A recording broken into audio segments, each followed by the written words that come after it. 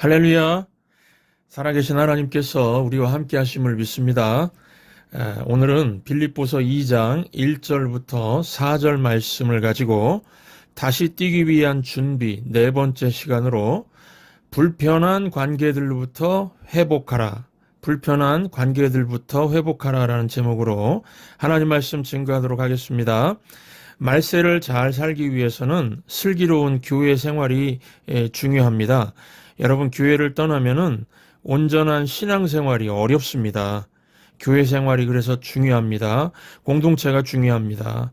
그런데 왜 사람들이 교회 생활을 힘들어하는 것일까요? 교회 생활은 인간 관계이기 때문입니다. 그래서 관계를 잘 맺지 못하는 사람들은 교회 생활을 힘들어하게 되는 것입니다. 오늘 본문도 보시면은 빌립보 교회는 마음에 불일치가 있었습니다. 교회 안에서 영향력이 있는 리더들 간에 관계가 좋지 않았습니다. 빌립보서 4장 2절을 보시면 내가 유오디아를 권하고 순두개를 권하노니 주 안에서 같은 마음을 품으라 라고 합니다. 유오디아와 순두개는 빌립보 교회 내의 유력한 여자 성도들이었습니다. 성경 주석가들의 견해에 따르면은 유오디아와 순두개 둘 중에 하나가 루디아였을 것이라고 추정하기도 합니다. 여러분, 루디아가 누구입니까? 사도 바울을 도와서 빌립보 교회를 개척한 여자입니다. 창립 멤버입니다. 그러니까 영향력이 굉장히 컸겠지요. 그런데 이런 핵심 리더들이 이 관계가 교회 안에서 좋지 않았다는 것입니다.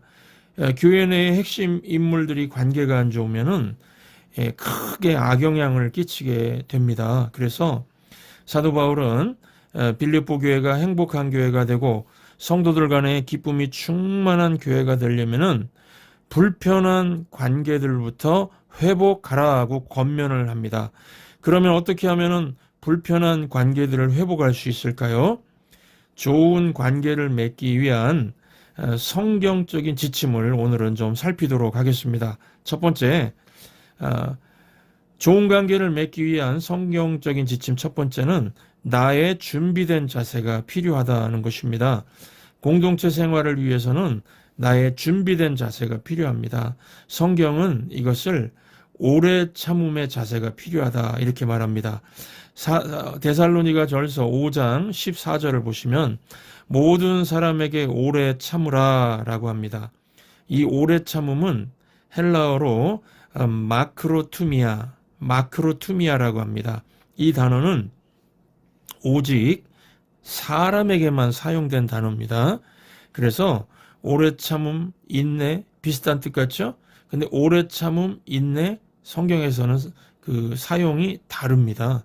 인내는 상황을 이기는 것, 고난을 이기는 것, 극복하는 것, 핍박을 돌파하는 것을 의미하지만 오래 참음은 사람을 참아내는 것입니다.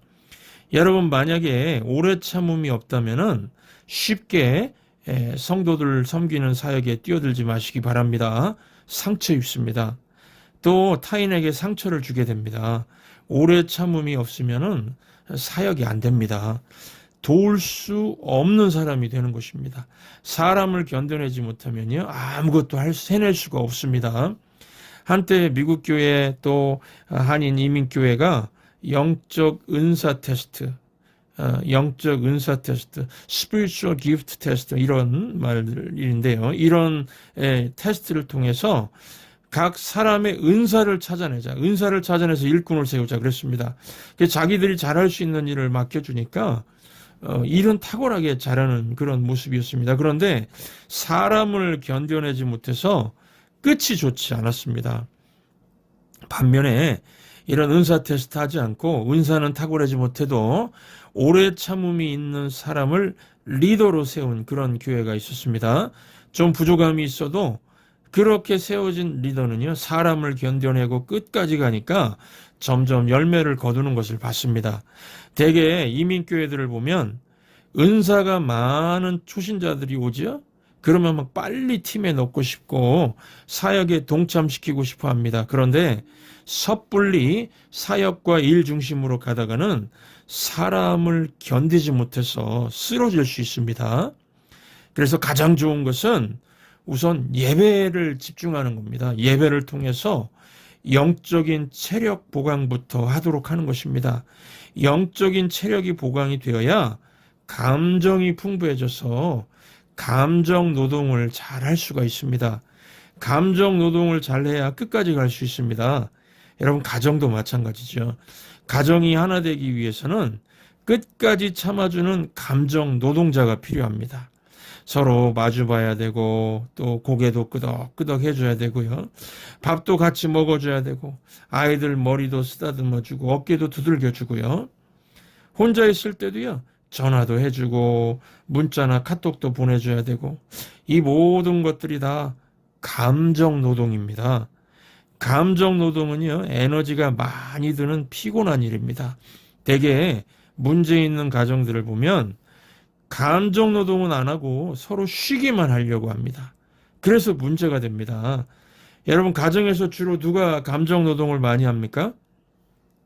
주로 엄마가 많이 하죠.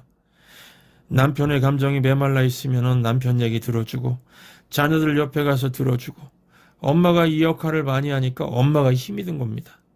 남편과 자녀들이 쏟아붓는 얘기들을 다 듣다 보면은 감정의 하수구가 될 때가 있습니다. 그러다 보니까 엄마들이 나이 들면은 우울증이 오는 경우가 많습니다. 이유가 무엇입니까? 감정 노동을 너무나 많이 했기 때문에 감당이 안 되기 때문입니다.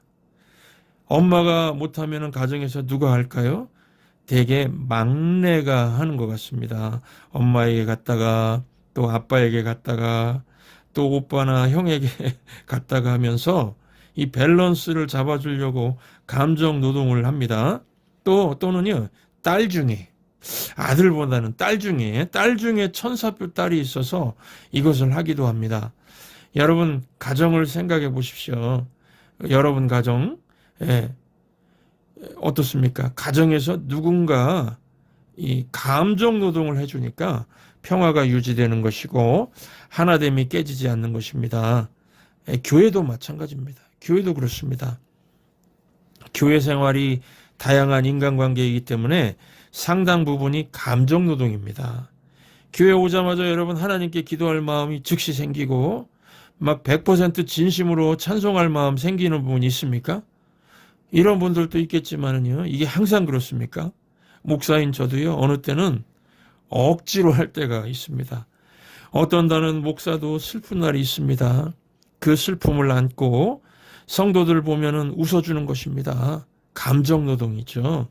그래서 우리 성도님들도 나는 예배만 드리고 가겠습니다. 그러지 마시기 바랍니다. 교회 왔으면은 내가 감정 노동을 해줘야 됩니다. 함께 식사하는 거 있죠? 이게 굉장한 감정 노동입니다. 웃어가면서 많이 드세요. 오늘 맛있는 거 많습니다. 이것도 드셔보시고 이것도 드셔보세요. 그러면서 또 물도 떠다 주고요. 이러는 거 이게 쉬운 게 아니죠.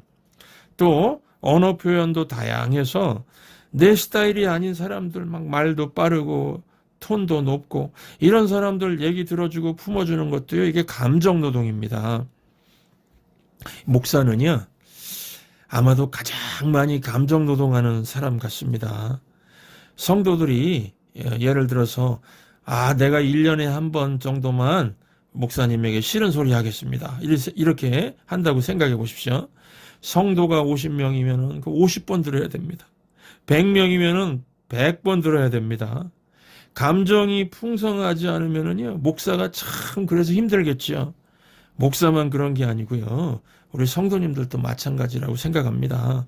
성도님들 힘들 때 보면은요, 이 감정이 메말라가지고 감정 노동이 쉽지 않고 그거 잘 못해서 그렇습니다. 그래서 교회는요, 예배가 살아있어야 됩니다.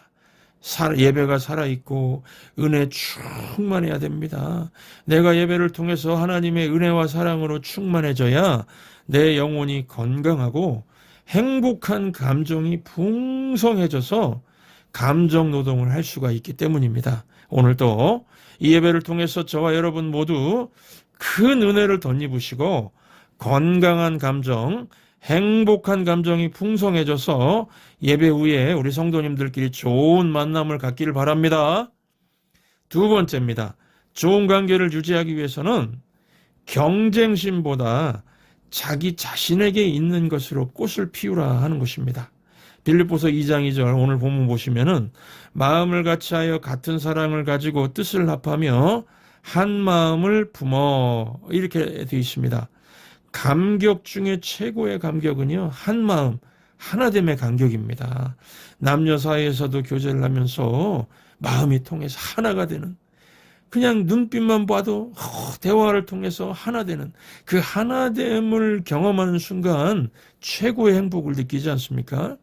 2002년 월드컵, 또 올해 2022년 월드컵을 통해서 대한민국 막 모여가지고요, 대한민국 외치면서 그 하나 되었던 감격이 남아있지 않습니까?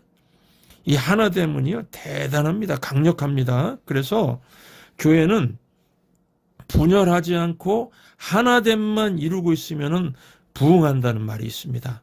이 하나됨을 이루려면은 빌립보서 2장 3절 말씀 보십시오.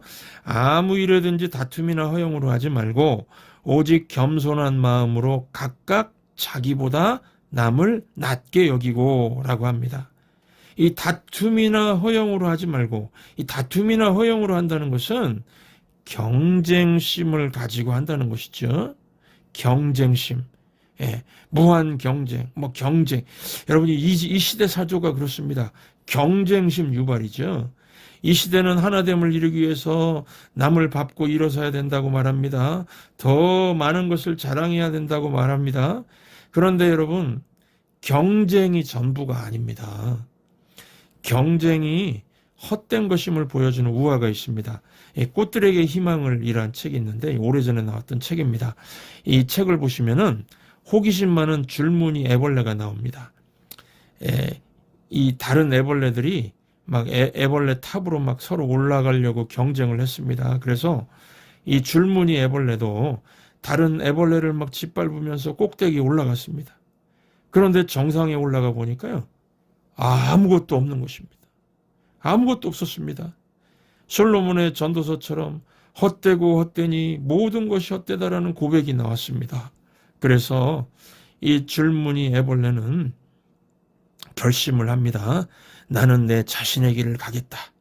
나에게 있는 것을 가지고 내 자신의 길을 가겠다 결심을 합니다. 그래서 고치를 뚫고서 나비가 되어서 날아갑니다. 나비가 되어서 이곳저곳 다니면서 꽃들리를 날아다니면서 꽃술을 나르며 꽃을 피우는 일을 합니다. 여러분, 저는 이 우화를 통해서 배운 것이 있습니다. 이 이야기는요, 인생 얘기입니다. 인생은 경쟁이 아니라 자신에게 있는 것, 성경은 이걸 은사라고 그러죠. 자신에게 있는 은사를 통해서 꽃 피우는 것으로 인생이 이루어진다는 것입니다. 그리고 또 한 가지는요, 나비가 끝이 아니라 꽃들에게 희망을 주는 존재가 되어야 한다는 것입니다. 여러분, 인생은 자기 안에 있는 것으로 꽃 피우는 것이지 경쟁심으로 사는 것이 아닙니다. 이것이 우리를 향하신 하나님의 뜻입니다. 그런데 교회에서 다툼과 허영으로 경쟁심으로 일하면 되겠습니까? 제가 목사 안수를 받고 섬기던 교회입니다. 첫 번째 섬기던 교회에서 경쟁심으로 교회에 봉사하는 것 때문에 두 여자 성도들 간에 갈등이 있는 것을 봤습니다. 한 여자 성도는 일을 만드는 은사가 있었는데 치우는 은사가 없었습니다. 그러다 보니까 그 여자 성도가 떠난 자리는 항상 무질서였습니다. 물론 그분은 어린이들을 잘 돌보는 은사가 있었습니다. 사람들을 유쾌하게 해주는 장점이 있었습니다. 그런데 또 다른 여자 성도가 있었는데 이 여자 성도는 무질서한 것들을 즉시 찾아내는 은사가 있었습니다. 여러분, 이것도 은사입니다. 못 보고 지나치는 사람도 있는데 그 여자 성도에게는 이게 자꾸 눈에 띄지 않습니까? 그런데 이 무질서한 것을 찾아내는 은사가 있는 이분이 교회를 오면은요, 자꾸 무질서한 것, 정리되지 않는 것들이 보이는데 그 다른 여자 성도는 그런 자리에서 얘기만 하고 그냥 가니까 한 번은 제게 불평의 말을 했습니다. 목사님, 어떻게 저 성도는 교회 일에 무관심할 수가 있습니까? 어떻게 흐트러진 것을 보고 청소하지 않고 갈 수가 있습니까? 그래서 제가 얘기했습니다. 성도님, 보이는 것도 은사입니다. 치우고 싶은 마음 주시는 것도 은사입니다. 눈에 보이고 치우고 싶은 마음이 있으면 그냥 하시기 바랍니다. 만약에요, 청소하시다가 피해의식이 생길 것 같으면 하지 마십시오. 제가 하겠습니다. 저는 그런 일을 기분 상하지 않고 잘 하거든요. 이렇게 대답을 했습니다. 여러분, 내가 받은 은혜를 따라서, 내가 받은 은혜, 내가 받은 은사를 따라서 즐겁게 행할 때 그것으로 꽃피울 수 있고 남에게 기쁨이 될 수 있습니다. 우리 교회는 경쟁심이 아니라 자기 자신이 받은 거 있죠? 자기 자신이 잘하는 거. 그거 하고 싶을 때 남 신경 쓰지 마시고 자원하는 마음으로 즐겁게 교회 생활하시기 바랍니다. 내가 할 수 있는 것으로 꽃피우는 줄무늬 애벌레 같은 성도들 다 되시기 바랍니다. 세 번째입니다. 좋은 관계를 유지하기 위해서 입장을 바꿔 생각해 보라는 것입니다. 오늘 말씀 4절 보시면은 각각 자기 일을 돌볼 뿐더러 또한 각각 다른 사람들의 일을 돌보아라고 합니다. 무슨 뜻일까요? 다른 사람도 옳을 수 있다는 것을 인정하라는 겁니다. 나만 옳다, 나만 옳다, 나만 옳다고 생각하는 사람을 뭐라고 그러죠? 바보라고 합니다. 바보. 최근 젊은이들이나 나이 든 사람들이나 이 편협함의 함정에 빠져 있는 것 같습니다. 어떤 사상과 이념에 사로잡혀 있습니다. 그것도요, 충분히 공부하지도 않았습니다. 충분히 공부하지도 않고 내가 옳다고 주장을 합니다. 어른들은 젊은이들을 향해서 생각이 없다고 말하고, 젊은이들은 어른들을 향해서 꽉 막힌 꼰대라고 말합니다. 잘 보면은 대부분이 자기 생각이 아니라 누군가의 영향을 받아서 자기 머릿속에 그 주입한 것들 때문에 갈등 구조를 이루고 있습니다. 노인들도 젊은이들도 똑같은 편협함의 함정에 빠져 있습니다. 대부분 보면 흘러간 옛 이야기죠. 흘러간 옛사상에 매여서 그 편협한 모습이죠. 그 편협한 모습의 함정에 빠져 있는 것입니다. 여러분, 세상 사람들은 그렇다 치더라도 하나님을 믿고 따르는 성도라면은 교회 생활할 때 이런 함정에 빠지지 말고 입장을 바꾸어 생각할 수 있는 큰 사고의 틀을 갖고 사시기 바랍니다. 다리가 없어서 움직이지 못하던 불쌍한 여우가 있었습니다. 어떤 크리스천이 며칠 있다가 다시 봤는데 죽지 않고 살아 있었다고 합니다. 신기해서 숨어서 지켜보니까요, 호랑이가 먹이를 갖다 주고 있었답니다. 이것을 본 이 크리스천, 이 성도는 나도 먹여주실 것을 믿습니다 하면서 그곳에 누워서 기다리다가 굶어 죽었다고 합니다. 굶어 죽었다고 합니다. 그 사람이 하나님 앞에 가서 따졌다고 합니다. 하나님, 이럴 수가 있습니까? 한 마리 여우도 살려주시면서 왜 저는 굶어 죽게 하셨습니까? 그러자 하나님께서 하시는 말씀이, 왜 너는 여우를 본받으려고 하고 호랑이를 본받으려고 하지 않았느냐? 이렇게 말씀하셨답니다. 여러분, 사람들의 편협함은 대부분 자기 중심으로 생각하니까 생기게 되는 것입니다. 나도 먹여주시겠지. 내가 이 교회 가면은 무슨 도움이 되겠지. 내가 이 교회 지금 왔는데 내가 무슨 도움을 받을 수 있겠지. 이런 마음 갖고 있으면은 여러분, 작은 불편함에도요, 서운해지게 되어 있습니다. 자기 중심으로 생각하니까요. 왜 나에게 이런 작은 일, 불편함이 있지? 이러면서 서운해 한다는 것입니다. 그래서 다리 다친 여우만 생각하지 말고 반대쪽 호랑이 입장에서 생각해 보시기 바랍니다. 여러분, 다리 다친 여우가 더 행복했을까요? 먹을 것 갖다 준 호랑이가 더 행복했을까요? 우리가 입장을 바꾸어서 생각하면 여우가 아니라 호랑이가 보일 것입니다.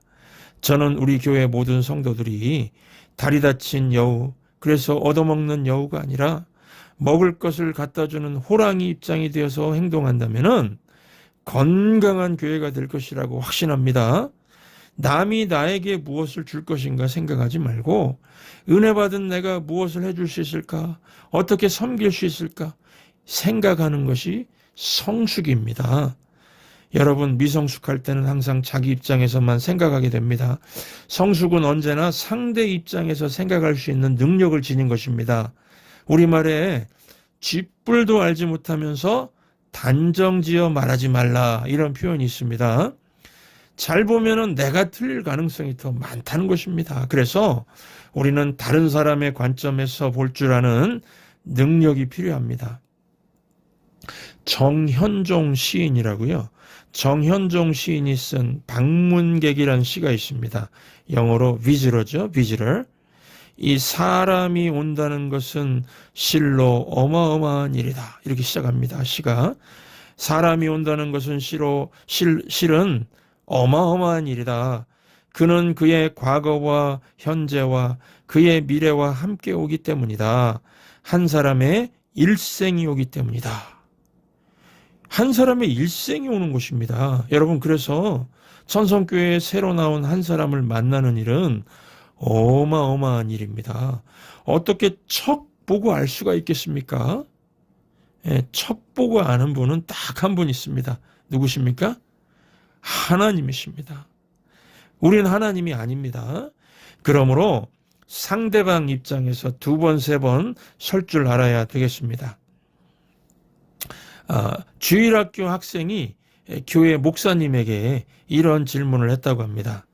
목사님, 5 빼기 3은 얼마예요? 목사님은 답이 너무 쉬우니까 얘야, 그거 넌센스 퀴즈니? 라고 물었다고 합니다. 그러자 목사님, 아니에요. 5 빼기 3은 2잖아요.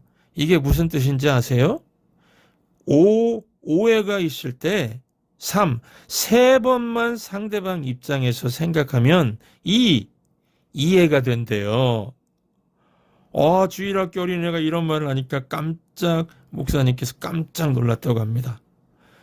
주일학교 어린애가 다시 한번 물었다고 합니다. 목사님, 그럼 2 더하기 2는 얼마예요? 목사님 대답 있습니다. 당연히 4지. 그러자 그 어린애가 예, 맞아요. 이해하고 또 이해하면은 사랑할 수 있대요. 이렇게 대답을 했다고 합니다. 목사님이 또 한 번 놀라면서 얘야, 그러면 내가 질문할 테니까 알아맞혀 보거라. 4 더하기 4는 얼마겠니? 그러자 목사님, 8입니다. 이렇게 대답을 했답니다. 여러분, 목사님이 뭐라고 설명했을까요? 맞다 얘야. 4 사랑하고 4 또 사랑하면은 팔자가 휜단다. 이렇게 대답을 했답니다. 이게 유머인데요. 굉장히 그 영감, 인사이트가 있지 않습니까? 우리 천성교회 모든 성도님들은 5 빼기 3도 잘하고, 5 빼기 3이 뭐죠? 오해가 있을 때 세 번만 상대 입장에서 생각하면 이해가 된다는 거죠. 2 더하기 2도 잘하고, 이해하고 또 이해하면 사랑할 수 있다는 거고요. 4 더하기 4도 잘해서, 4 더하기 4는 뭡니까? 사랑하고 또 사랑하면 팔자가 피느니라. 이런 일들을 다 잘해서 화목한 교회, 행복한 교회가 되시기를 주의 이름으로 축원합니다. 사랑하는 주님 앞에 형제자매 한자리에 그 시련에 생각하며 즐거운 찬송 부르네. 내 주 예수 오늘 받아 모든 사랑 내 몸과 주 한 근심 위로하고 진심으로 사랑하세. 사랑하는 주님 앞에 온갖 충성 다 바쳐서 괴로우나 즐거우나 주님만 힘써 섬기네. 우리 주님 거룩한 손 제자들의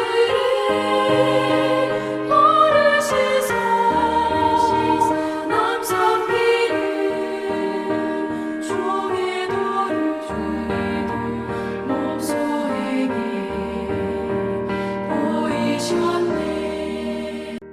사랑하는 주님 예수